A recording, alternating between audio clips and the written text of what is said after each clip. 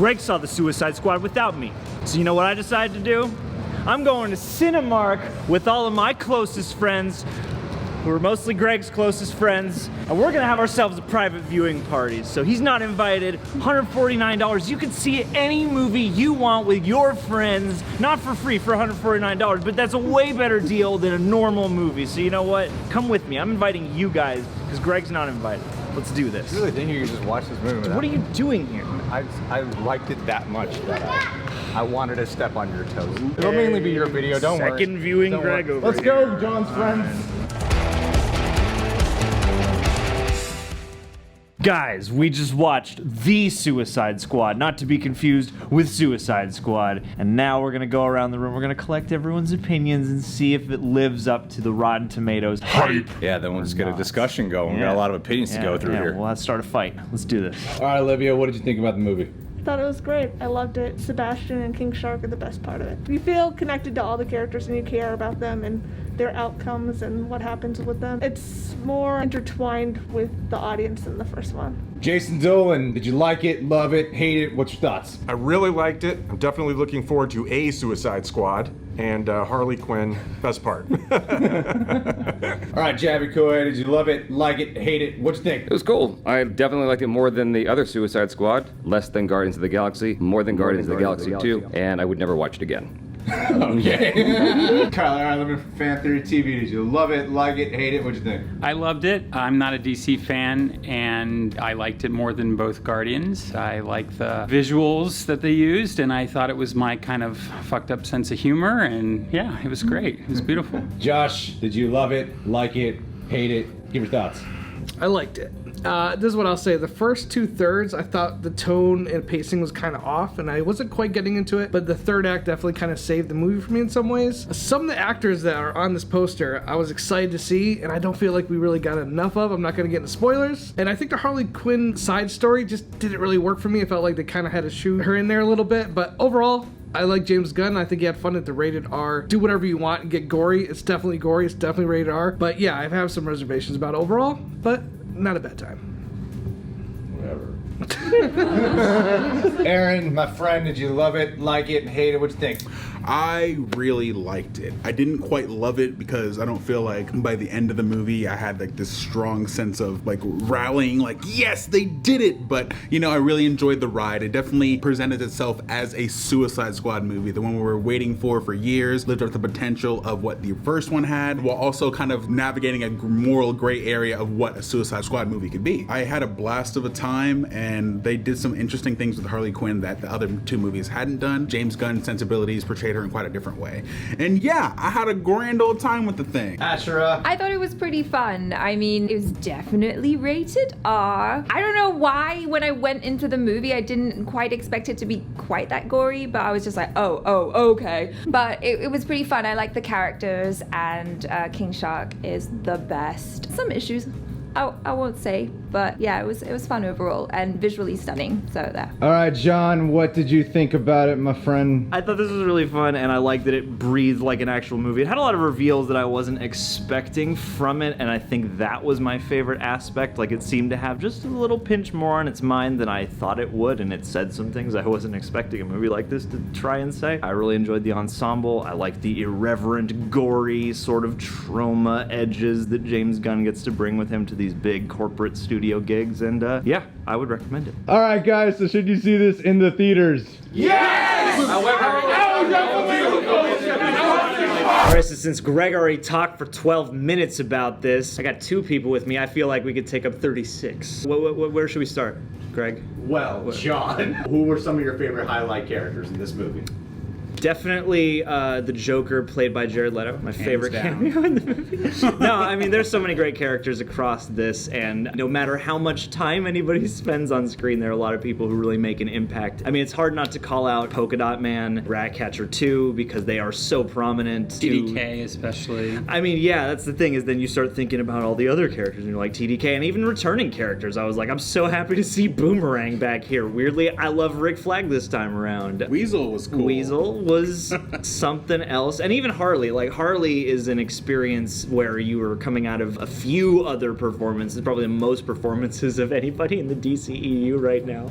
And even she took on a different layer for me in this movie. So yeah, I loved the new characters that they brought in, as well as the way they enriched the characters from before. And I feel like we could just name every character by the end of this in terms of like who made an impression and who was cool. If you had Definitely. to choose, who would be your standout characters? For me, it's probably Polka-Dot Man, because he's such a ridiculous character. James Gunn's writing and the actor's performance really brought a lot of layers to what could have been a really silly character. A lot of layers, a lot of nuance, and made him surprisingly really cool and a serious threat. Ratcatcher was absolutely beautiful. She was the heart of this movie in many, many ways. She had a beautiful backstory, had a lot of surprises. I really especially love Sebastian, which when you see the movie, you'll know what I'm talking about.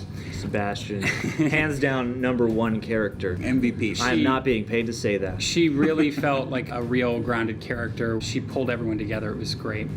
Well, and I mean, we haven't name-checked them yet, so I feel almost requisite, but I mean, Bloodsport, Idris Elba, even though he's not maybe necessarily the most flashy and wacky character, I thought he really anchored the movie with a certain level of the appropriate gravitas to bring to something like this, but also purely badass. And I don't want to spend too much time comparing the two, but he did give me the kind of oomph that I was hoping having Will Smith in the first Suicide Squad could have. Even though he is one of the better parts of that movie, I really thought that, yeah, Bloodsport really brought everything together, especially kind of being the eventual glue of the team. And of course, I mean, John Cena's Peacemaker is a treat. Just because, I mean, you've seen his wackiness in the trailer, but there is more that comes out of the story, and more, I think, that comes out of that character sort of in particular that's surprising and kind of juicy. Also, just shouts out to King Shark. That's the problem, is you start naming your favorite characters. There's a lot of characters in this movie. There are so many. If I can create a segue, I guess. Into Yeah, you can. Thanks, Greg. You can, John. Just checking with you. That was my subtle way of checking with you. Certain moments featuring King Shark, but other characters as well, and other aspects of the movie, they will go into these sort of visual sequences that are more tonal and that are outside like the main plot, that I can imagine certain people being like, what are we focusing on this? But to me, they really brought this sort of perspective. Like, I thought the movie did a nice job jumping between the perspectives of the different characters who are along for this doomed mission, getting to have even just a few moments of sentimentality and visual storytelling with them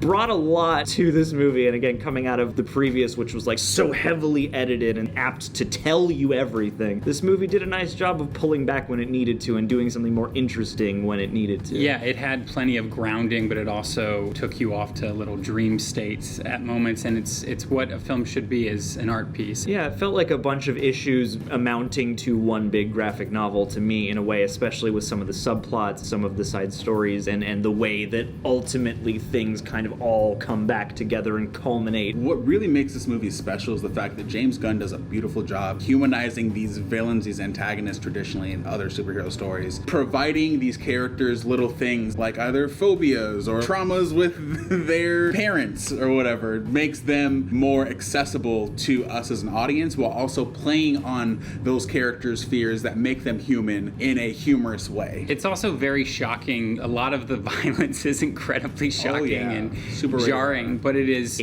so strangely deranged, and that's what makes it humorous, and it's right up my alley personally. The movie was very non-linear in terms of storytelling. It was thematically intricate, yet it was very easy to follow. Having a Suicide Squad movie prior to this really establishes what can go wrong with a Suicide Squad movie, and this one does establish what goes right. James Gunn does a fantastic job at really taking these like oodles of characters and making you care about all of them. Yeah, absolutely. And I mean, I think, you know, there are a lot of movies that try to tell things non-linearly or show you a little piece of context and then come back later and give you another side of the story that you didn't know at the time. And I thought this movie did that with poise and didn't do it just because it thought it was cool, but it did, for me, enhance the tension, and it did give me certain of those little magic moments of like, okay, while this was happening, that was happening, and these two moments are about to converge. And so it made the action of the story feel quite alive and well thought out. Shouts out to Amanda Waller, because the other thing that this movie did was it really grounded her position and the team's position and where everybody stands in terms of what they know and why and what she is doing while she's pulling the strings. And so having a little bit of foothold in her world was a nice thing too, because the first Suicide Squad tells you that Amanda Waller is, you know, nobody you want to mess with, and this movie shows you that, and it proves that, and it also shows her exercising some of the consequences she often holds over the team's head. It really does feel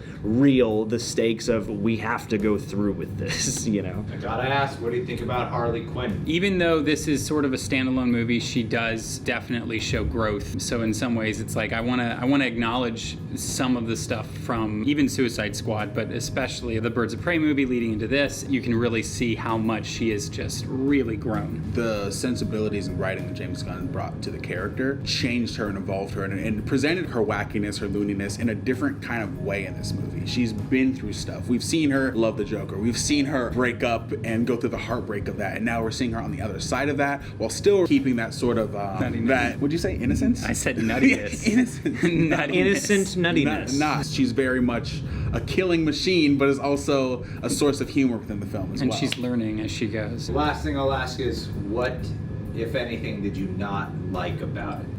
It's a spoiler. I don't know if there's anything I truly, honestly, right now would have a big gripe with. I guess I wish I hadn't seen so many moments in the trailer. Certain character moments, especially humorous beats, that just would have played fresh had I not seen a lot of them across the scope of the movie in the trailer. Funny-wise, I would agree with you, yeah. I loved how this film diverts your expectations tenfold. What you think you're getting is not quite the movie you get. That was a good thing, but there were moments where it didn't always cater to what I would prefer. I think the only issue I had is this movie being called The Suicide Squad. There are certain moments in the movie where you see things happen, whether it be an explosion or somebody falling through a building. You're like, they definitely should have died from that. But you know, it's a superhero movie, so like it's kind of part of the genre. You kind of slightly accept that. cartoonish. All right, ratings and wrap it up, you fuckers. I give this movie, it's the best time, it's a good time, and you should pay money to see it in a theater, and you should buy it on Blu-ray, no alcohol required.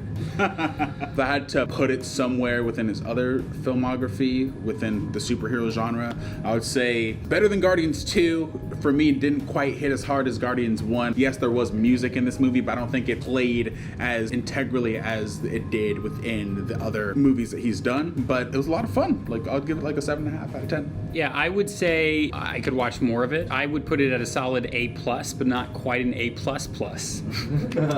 Oh man, if only you could get that extra plus. That it would be worth your time and money.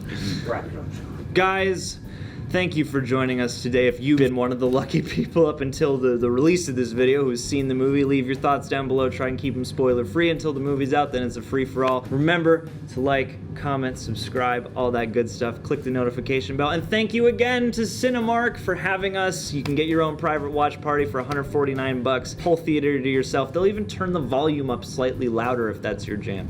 Be well, and we'll catch you next time.